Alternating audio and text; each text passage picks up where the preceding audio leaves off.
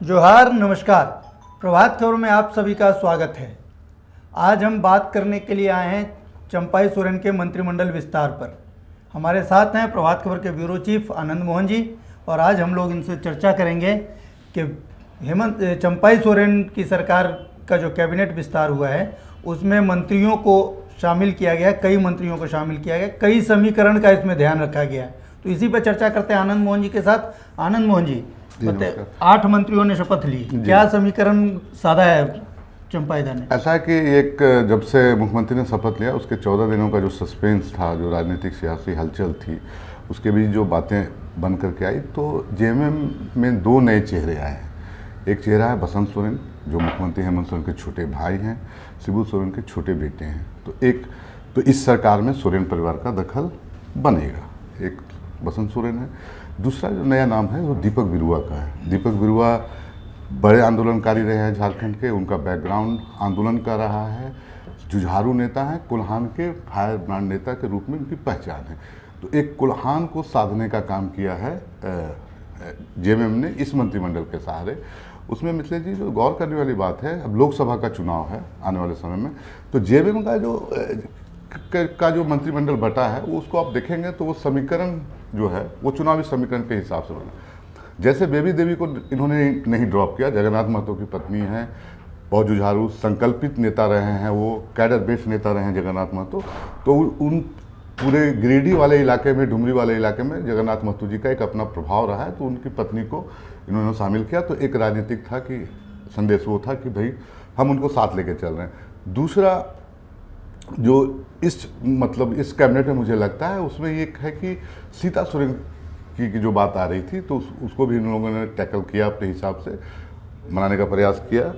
और इस पूरे कैबिनेट में देखेंगे तो जेएमएम में एक जुबा मांझी ड्रॉप हुई है। तो उसके पीछे का कारण ये है कि कुल्हान से मुख्यमंत्री चंपाई सोरेन भी हैं और कुल्हान से दीपक बिरुआ भी हैं। तो ऐसे में जुबा एक क्षेत्रीय संतुलन बनाने के लिए पार्टी ने, जेएमएम ने जुबा को ड्रॉप करना मुनासिब समझा। एक तो ये हो गया जो जेएमएम का पार्ट था। हफीजुल पुराने नाम हैं, वो पिछले बार भी थे, अल्पसंख्यक कोटे से हैं, तो जो इनका अपना चुनावी समीकरण है उसमें हफीजुल सटी बैठे, तो वो आगे शामिल हो गए।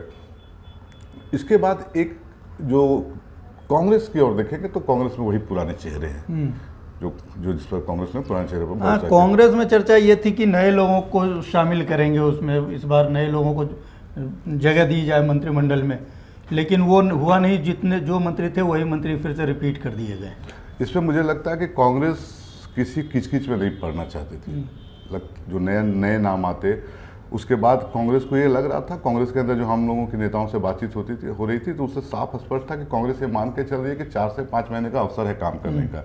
एंटी इनकम्बेंसी है, चुनाव में होता है आने वाले समय में। तो कांग्रेस की अपनी रणनीति थी कि जो हमारे मंत्री हैं जो उनको ही फिर से लाया जाए, फिर हम नए चेहरे ला करके फिर उनके लिए एक एंटी इनकम्बेंसी खड़ा नहीं करें, ऐसा उन्होंने सोचा होगा, जो मुझे लगता है। दूसरा ये है कि जो मंत्री अभी बनाए गए हैं, जो कांग्रेस में जो पुराने चेहरे हैं, तो इनको एक जो नए चेहरे लाने थे उसमें इनके यहाँ न्यू कमर्स बहुत थे जिनकी बात चल रही थी। मतलब न्यू कमर्स हम इस सेंस में कह रहे हैं कि पहली बार चुनाव जीत करके आए, जैसे दीपिका जी हैं, दीपिका पांडे वो थी, शिल्पी नेहा तिर्की थी, भूषण बाड़ा थे, तो ये पहले बार के विधायक थे। तो कांग्रेस ने इसको भी ध्यान में रखा कि शायद जो नए लोग, अंबा प्रसाद थी जिनका नाम चल रहा था, अनूप सिंह थे, राजेंद्र सिंह के बेटे, तो ये कुल मिलाकर के कांग्रेस इसमें स्केप का रास्ता एक ढूंढी।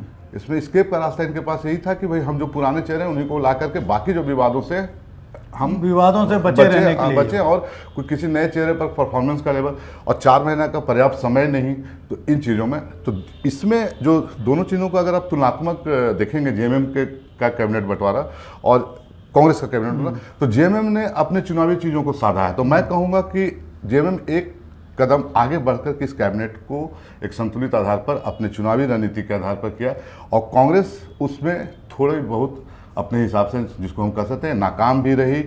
कोई रिस्क टेकन वाला जो फैक्टर था वो रिस्क भी नहीं लेता, तो कांग्रेस थोड़ी सहमी हुई सी इस पूरे प्रकरण में दिख रही थी जो सामने आया। तो आपने जो ये कहा कि कांग्रेस सहमी हुई दिख रही थी, तो कांग्रेस के लिए एक चीज़ और सेटबैक जो देखने को मिला आज, कि इसके जो कई विधायक हैं जिनकी चर्चा थी कि वो मंत्री बन सकते हैं, उन लोगों ने बाकायदा पत्रकारों के सामने खुल के कहा कि खेला होगा, हम दिल्ली जाएंगे, आला कमान से अपनी शिकायत दर्ज कराएंगे। देखिए, तो इसको कैसे टैकल करेगी कांग्रेस? एक तो कांग्रेस को जो हम देख रहे हैं उसमें ये है कि कांग्रेस के अभी तो भाई जले हैं, हाँ तो जलाया है कुछ लोगों ने, तो थोड़ी दर्द है अभी, तो वो दर्द में मलहम कांग्रेस लगा लेती है तरीके से समय पर आने के बाद। ये आला कमान वाली बात होती है, फिर आला कमान का ही निर्देश था जो ये बने हैं। हाँ, ये कोई ऊपर से इनका और कोई है नहीं कि यहाँ बैठ करके तय किया, पंचायती करके बना नहीं, आला कमान नहीं इनको दिया तब ये बने। दूसरी बात ये जाएंगे, आज का जो दिन भर का जो हाई प्रोफाइल ड्रामा चला उस पर गौर कीजिएगा। तो इन लोगों ने प्रभारी के साथ 10 विधायक कमरे में बैठे, 10 विधायकों ने खरी खोटी सुनाई और कहा कि भाई कांग्रेस में नए लोगों को चांस नहीं मिलता है, नए चेहरों को चांस नहीं दे रहे हैं आप, ये सारी बातें हुई। इसको ढकने छिपाने का काम प्रभारी ने भी बाहर निकल के किया कि नहीं ये लोग अपने क्षेत्र की समस्या पर बात करने आए थे। दरअसल बात वो नहीं थी, बात तो नाराजगी की ही थी कहीं से।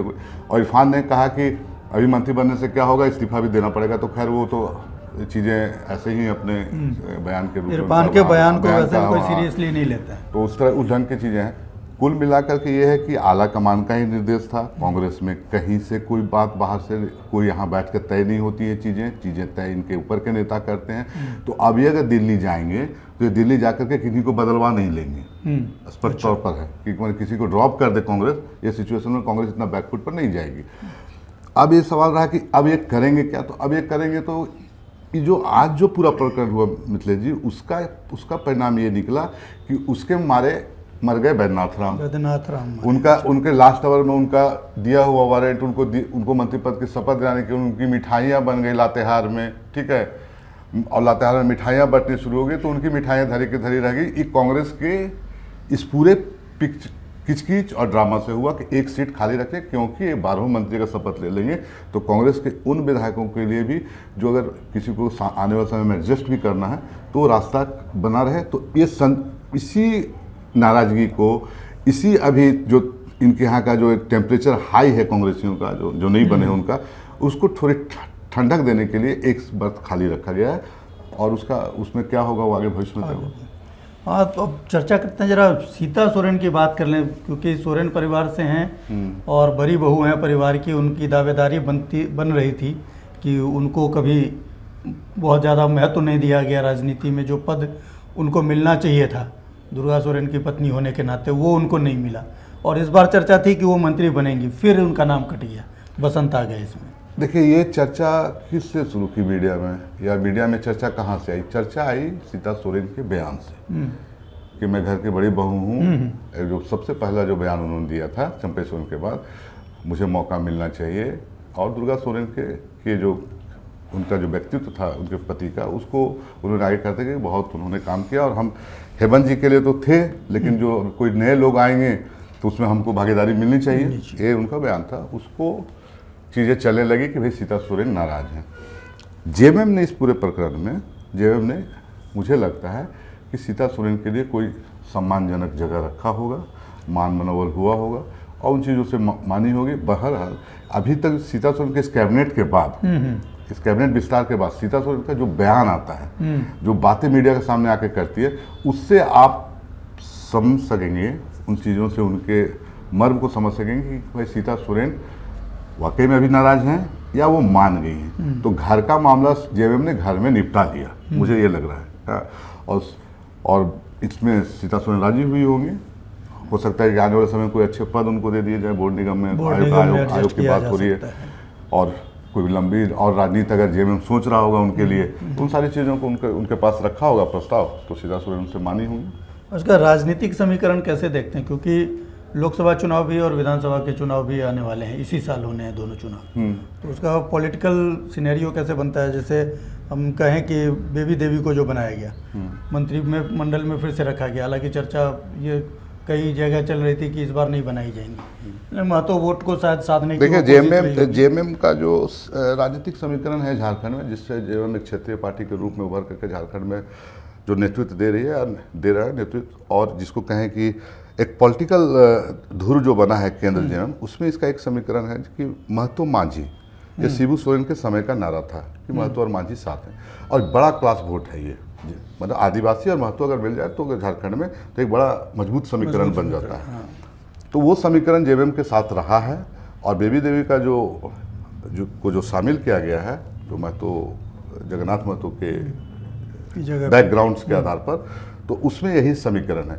अब आपने इससे पहले एक सवाल किया कि लोकसभा और विधानसभा को आप किस रूप में देखते हैं इस पूरे कैबिनेट से। दरअसल कैबिनेट बांट देने भर से आपकी राजनीति सध नहीं जाती है, चुनावी राजनीति। हाँ, आप संतुलित कर सकते हैं चीज़ों को जातीय समीकरण के आधार पर, लेकिन चुनावी राजनीति सधती है आपके मुद्दों से, एजेंडे से, आपकी गतिविधियों और लोगों के जनप्रभाव से।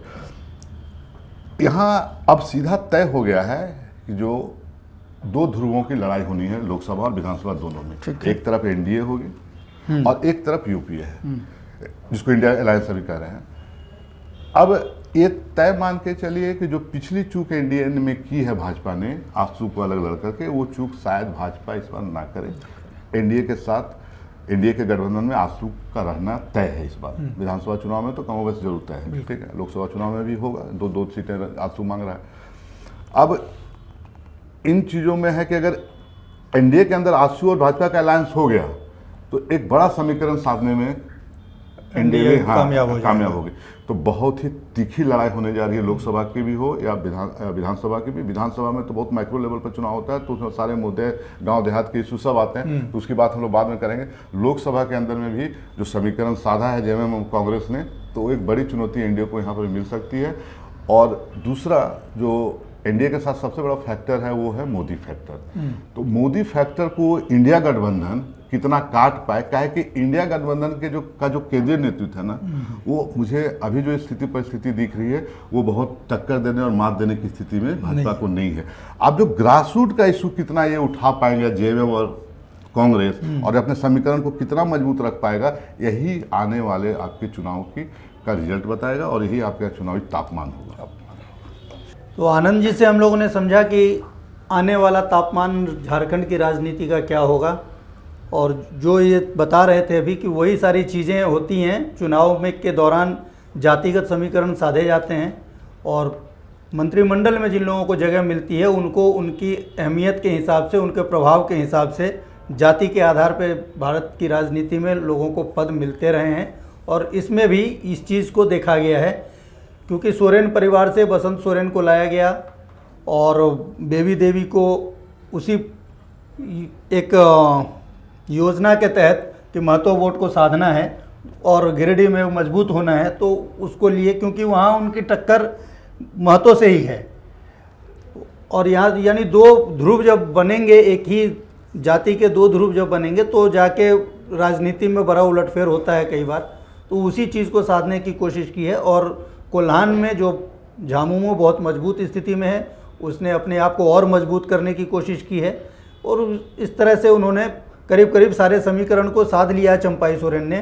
लेकिन कांग्रेस अपने खेमे को उस तरह से इंटैक्ट नहीं रख पाई जैसा कि वो पिछले दिनों दावा कर रही थी कि हम सब एक होके पूरी मजबूती के साथ लड़ रहे हैं। देखते हैं कांग्रेस पार्टी के विधायक आगे खेला क्या करते हैं। तब तक के लिए बने रहिए प्रभात खबर के साथ, देखते रहिए प्रभात खबर, पढ़ते रहिए प्रभात खबर। प्रभातखबर.com, विश्वास वही, रफ्तार नहीं।